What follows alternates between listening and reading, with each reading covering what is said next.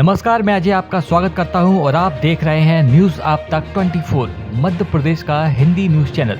चलिए देखते हैं मध्य प्रदेश की 25 मुख्य खबरों को, लेकिन उससे पहले कमेंट करके हमें बताइए कि आप न्यूज किस जिले से देख रहे हैं। साथ ही वीडियो को लाइक, शेयर और चैनल को सब्सक्राइब करना ना भूलें। हमारे फेसबुक पेज को भी फॉलो करना ना भूलें, जिसका लिंक डिस्क्रिप्शन बॉक्स में दिया गया है। भाई दूज पर महिलाओं से धागा बंधवाकर सीएम यादव ने जोड़ा भाई का रिश्ता, बताया कब तक चलेगी लाडली बहना योजना। बेटियों के बीच पूर्व मुख्यमंत्री शिवराज सिंह चौहान की पहचान मामा के रूप में जगजाहिर है। कुछ इसी तरह का कदम मंगलवार को होली भाई दूज पर मुख्यमंत्री डॉक्टर मोहन यादव ने बढ़ाया है।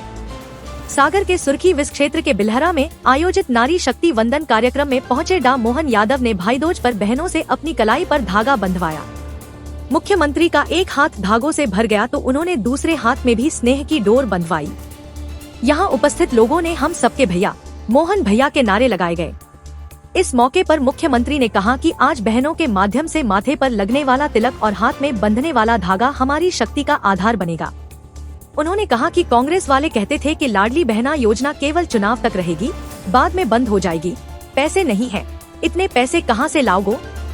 हमने तब भी कहा था और आज भी कह रहे हैं कि झूठ बोलना भाजपा वालों की पहचान नहीं है। लाडली बहना योजना न तब बंद हुई, न आज बंद हुई, न अगले चुनाव तक बंद होगी। बहनों के लिए सभी योजनाएं जारी रहेंगी। उन्होंने कहा कि हमारी संस्कृति जियो और जीने दो की है। यह सभी को प्यार करना सिखाती है, इसीलिए दूसरे देश भी हमारी ओर देखते हैं। पीपीएफ, सुकन्या समृद्धि और एनपीएस के निवेशक 31 मार्च से पहले निपटा ले काम, वरना फ्रीज हो जाएगा अकाउंट। अगर आपका पीपीएफ, सुकन्या समृद्धि योजना और एनपीएस जैसी योजनाओं में खाता है तो 31 मार्च 2024 से पहले निवेश कर दें। यदि आप समय रहते पैसा जमा नहीं करते हैं तो आपका अकाउंट फ्रीज हो जाएगा। फिर दोबारा खाता शुरू करने के लिए निवेश रकम के साथ पेनाल्टी चुकानी पड़ेगी। साथ ही टैक्स छूट का लाभ नहीं मिलेगा। ऐसे में किसी भी परेशानी से बचने के लिए पीपीएफ, एनपीएस और एसएसवाई में निवेश कर दें। अगर आपने पीपीएफ, सुकन्या समृद्धि योजना और एनपीएस में पैसा लगाया है तो यह खबर आपके काम की है, क्योंकि 31 मार्च तक आपको ये काम पूरा करना होगा। Public provident fund, Sukanya Samriddhi scheme और नेशनल पेंशन सिस्टम में निवेशकों को अपने खाते में न्यूनतम राशि जमा करनी होगी। इन योजनाओं के अकाउंट को चालू रखने के लिए हर वित्त वर्ष में पैसा जमा करना जरूरी है। अगर आपने पैसा जमा नहीं किया तो आपका खाता फ्रीज हो सकता है। 1 अप्रैल 2024 से बदल जाएंगे ये नियम, आपकी जेब पर होगा सीधा असर। हर माह की पहली तारीख को कई नियमों में बदलाव होता है। अप्रैल माह की पहली तारीख को भी एनपीएस, क्रेडिट कार्ड और वॉलेट से जुड़े कुछ नियमों में बदलाव होगा, जिसका सीधा असर आपकी जेब पर हो सकता है। ऐसे में इन नियमों के प्रति अलर्ट रहें। एसबीआई ने भी क्रेडिट कार्ड होल्डर्स के लिए नियमों में बदलाव कर दिया है। अब रेंट पेमेंट पर मिलने वाले रिवार्ड पॉइंट एसबीआई ने 1 अप्रैल से बंद कर दिए हैं। एसबीआई के Oram, SBI card elite, SBI card pulse, SBI card elite advantage और सिंपली सीएलआईसी के क्रेडिट कार्ड में इस सुविधा को बंद कर दिया गया है। पेंशन फंड नियामक और विकास प्राधिकरण पीएफआरडीए ने एनपीएस सब्सक्राइबर्स को साइबर फ्रॉड से बचाने के लिए अब अपने लॉग इन सिस्टम में बदलाव किया है। अब एनपीएस खाता धारक यूजर आईडी और पासवर्ड के साथ ही अब आधार से जुड़े मोबाइल नंबर की आवश्यकता पड़ेगी। पीएफआरडीए अब 1 अप्रैल 2024 से एनपीएस में आधार बेस्ड लॉगिन ऑथेंटिकेशन शुरू करेगा। हितग्राही को मोबाइल पर मिले ओटीपी को दर्ज करना होगा, उसके बाद ही लॉगिन कर सकेगा। बच्चियों और बुजुर्गों को आर्थिक मजबूत बनाती हैं ये स्कीम्स। मिलता है गारंटीड रिटर्न। संतान के जन्म के साथ ही माता पिता को उसकी पढ़ाई और शादी की फिक्र सताने लगती है। यही वजह है कि लोग बेटी के जन्म के साथ उसके भविष्य के लिए प्लानिंग करना शुरू कर देते हैं। इसके अलावा बुजुर्ग सेवानिवृत्ति के बाद पैसों के लिए तनाव में रहते हैं, क्योंकि उनके पास सेविंग के अलावा आमदनी का जरिया नहीं होता है। ऐसे में जरूरी है कि निवेश ऐसी जगह पर किया जाए जहां पैसा सुरक्षित रहे और उस पर ब्याज भी मिले। बच्चियों के भविष्य और सीनियर सिटीजन को आर्थिक रूप से मजबूत बनाने के लिए सरकार कई योजनाएं चला रही है। आज हम आपको 2 स्कीम्स के बारे में बताने जा रहे हैं जो बेटियों और बुजुर्गों के लिए चलाई जाती हैं। इन दोनों ही स्कीम्स में 8.2% ब्याज मिल रहा है, जिसका फायदा डाकघर या बैंक से लिया जा सकता है। सुकन्या समृद्धि योजना, लड़कियों के लिए सरकार द्वारा सुकन्या समृद्धि योजना चलाई जा रही है। यदि आपकी बेटी की उम्र 10 साल से कम है तो इस स्कीम में निवेश कर सकते हैं। ये योजना 21 वर्ष के बाद मैच्योर होती है। इसमें अभिभावकों को 15 सालों तक पैसा जमा करना होता है। सालाना न्यूनतम 250 रुपए और अधिकतम 1.5 लाख रुपए निवेश किए जा सकते हैं। वरिष्ठ नागरिक बचत योजना, जिस व्यक्ति की उम्र 60 साल या इससे ज्यादा है वो इसमें निवेश कर सकता है। वीआरएस लेने वाले सरकारी कर्मचारियों और डिफेंस से रिटायर होने वाले लोगों को कुछ शर्तों के साथ आयु सीमा में राहत दी जाती है। वरिष्ठ नागरिक अधिकतम 30 लाख रुपए तक निवेश कर सकते हैं। न्यूनतम निवेश की सीमा 1000 रुपए है। इस योजना में सरकार 8.2% ब्याज दे रही है। एक बार में अधिकतम 5 साल के लिए राशि जमा कर सकते हैं, जिससे 3 साल के लिए एक्सटेंड किया जा सकता है। देश में सर्वाधिक शिशु मृत्यु दर मध्य प्रदेश में, फिर भी सीजेरियन प्रसव की सुविधा मात्र 120 अस्पतालों में। स्वास्थ्य सेवाएं और बेहतर करने के उद्देश्य से प्रदेश में स्वास्थ्य और चिकित्सा शिक्षा विभाग को एक कर दिया गया है। प्रतिवर्ष 10,000 करोड़ रुपए से अधिक का बजट है। इसके बाद भी स्थिति यह है कि प्रदेश में मात्र 120 अस्पतालों में ही सीजेरियन ऑपरेशन से प्रसव की सुविधा है। यह हाल तब है जब प्रदेश की शिशु मृत्यु दर पिछले 15 वर्ष से देश में सर्वाधिक है।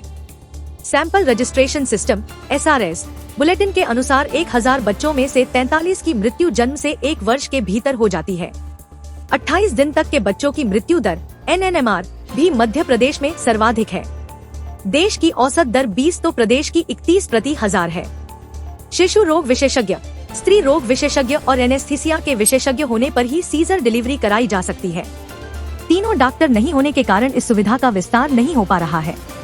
स्वास्थ्य विभाग ने मेडिकल कॉलेज, जिला अस्पताल, सिविल अस्पताल और सामुदायिक स्वास्थ्य केंद्र मिलाकर प्रदेश के 177 अस्पतालों को इसके लिए चयनित किया है, पर 120 अस्पतालों में ही ऑपरेशन से प्रसव कराने की सुविधा है। इनमें भी कुछ अस्पतालों में डॉक्टरों की कमी के चलते 24 घंटे सुविधा प्रसूताओं को नहीं मिल पा रही है। इंदौर में आचार संहिता के बीच बड़ी कार्रवाई, शराब व्यवसायी की कार से 56 लाख रुपए बरामद। आचार संहिता के बीच इंदौर में FST फ्लाइंग सर्विलांस टीम ने बड़ी कार्रवाई करते हुए शराब कारोबारी की कार से 56 लाख रुपए जब्त किए हैं। रविवार रात FST टीम ने चोइथराम मंडी के पास शराब व्यवसायी रमेश चंद राय को रोककर उनकी कार की तलाशी ली तो उसमें से लाखों रुपए कैश बरामद हुआ। यह कार्रवाई सुबह तक चलती रही। हालांकि रमेश चंद राय ने यह रकम उनके व्यवसाय के होने की बात कही है। लोकसभा इलेक्शन 2024, मध्य प्रदेश के 2 टाइगर मैदान में, दोनों बेचैन। लोकसभा चुनाव को लेकर मध्य प्रदेश कांग्रेस ने लंबे समय तक खामोशी ओढ़े रखी, जबकि भाजपा ने अपने सारे घोड़े पहले ही खोल दिए। चुनावी जंग में उतरने के लिए योद्धा भी कमर कसकर तैयार हैं। चुनावी मुद्दे भी लगभग स्पष्ट हैं और जमावट का असर भी दिखने लगा है। लेकिन पूर्व मुख्यमंत्री शिवराज सिंह चौहान और केंद्रीय मंत्री ज्योतिरादित्य सिंधिया की बेचैनी साफ झलक रही है। शिवराज जहां सबसे ज्यादा वोटों से जीतने के लिए जीतोड़ मेहनत में जुट गए हैं, तो पिछला अनुभव सिंधिया को बेचैन कर रहा है। गुना शिवपुरी सीट से बतौर कांग्रेस प्रत्याशी वह पराजित हुए थे। ऐसे में चुनाव मैदान में उतरने से पहले ही उनके माथे की लकीरें पड़ी जा सकती हैं। वह हार का कलंक मिटाने के लिए टेंशन में है। दोनों ही प्रदेश की राजनीति में खुद को टाइगर कहते हैं। अब देखना है कि दोनों टाइगर की बेचैनी क्या रंग लाती है। रतलाम के इंडस्ट्री एरिया में स्थित रद्दी के गोदाम में आग लगी। रतलाम शहर के इंडस्ट्री एरिया में रेलवे माल गोदाम के पास स्थित रद्दी के गोदाम में आग लग गई। आग लगने की सूचना मिलते ही पुलिस और प्रशासन का अमला तथा नगर निगम की फायर ब्रिगेड कर्मचारी दमकलों के साथ मौके पर पहुंचे। दमकल कर्मचारियों ने आग बुझाने का प्रयास किया और आसपास के नगरों से भी दमकल बुलवाई गई। दमकल कर्मियों ने करीब 2 घंटे की मशक्कत के बाद आग पर काबू पाया। आमजन की पहुंच में आया फलों का राजा आम। रतलाम में भाव 100 से 120 रुपए प्रति किलो। शुरुआत में 200 रुपए किलो तक बिकने वाला फलों का राजा आम अब आमजन की पहुंच में आ गया है। मंडी में आवक बढ़ते ही भाव भी नीचे आ गए हैं। वर्तमान में बाजार में बादाम आम 100 से 120 रुपए किलो बिक रहा है। इसके साथ अन्य मौसमी फलों की भी अच्छी आवक हो रही है। वर्तमान में मंडी में फलों के राजा आम के साथ अन्य मौसमी फलों की भरपूर आवक हो रही है। गर्मी की दस्तक के साथ ही शहर में जगह जगह मधुशालाएं खुल गई हैं, जहां आमजन ताजा फलों के रस का लुत्फ उठा रहे हैं। खंडवा में लोकसभा चुनाव के चलते पुलिस एक्टिव।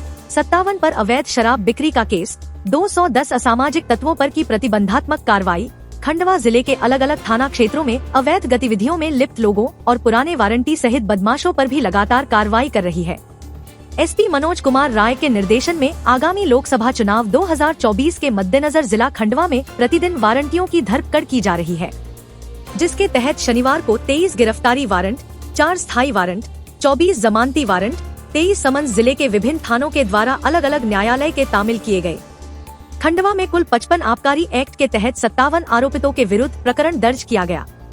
अवैध देसी पिस्टल व महुआ की शराब 694 लीटर कुल कीमत 1,43,200 रुपए की जब्त की गई। घटना में प्रयुक्त 2 मोटरसाइकिल जब्त की गई है। थाना पंधाना में आरोपित अशोक उर्फ बाछा के बोरगाम एवं थाना हरसूद में आरोपित गजराज पुत्र मांगीलाल छनेरा के विरुद्ध अवैध रूप से लोहे का छुरा लेकर सार्वजनिक स्थान पर घूमते पाए जाने पर आर्म्स एक्ट के तहत कार्रवाई की गई।